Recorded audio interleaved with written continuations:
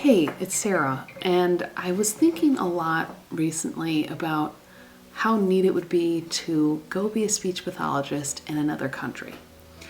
And one country that I was thinking about was Canada. And the reason I was thinking about Canada is, one, it's close to the United States, and since I already live in a cold place, the suburbs of Chicago, what's the difference if I move to Canada in terms of weather? It might be a little colder, but I grew up in Wisconsin, so I've certainly dealt with the cold before. The second thing that I was thinking about working in Canada is that I heard from another speech pathologist who works there that they get more respect.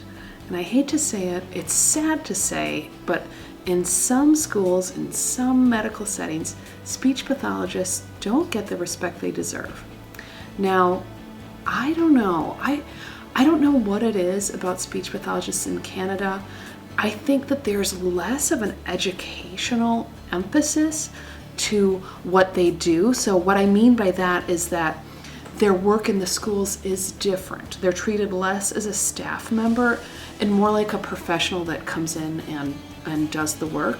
From what I understand, there's a lot more planning time, and then there's time that they do things that is different than what teachers do. That's one of the things that makes me really love teletherapy, and that is that when I was in the schools in person, I was often taken, just lumped in with the staff for different trainings, and a lot of times it really didn't apply to me, and I just felt like it was a waste of my time. Sorry. And the third reason why I've been thinking about Canada is because they do provide health insurance. And I don't know how it works for a foreigner. I've got to look into that, but I know that health insurance is cheaper, and it's something that we do spend a lot on health care here. In my family, having children, it's something that it's a big expense for us. It adds up, and I keep thinking, I personally I'm really sick of really spending that money every month to really get such poor coverage. When I go to the doctor, I still end up having to pay like $100 every time I go. And when you have little kids, you're going so much, it just adds up so much.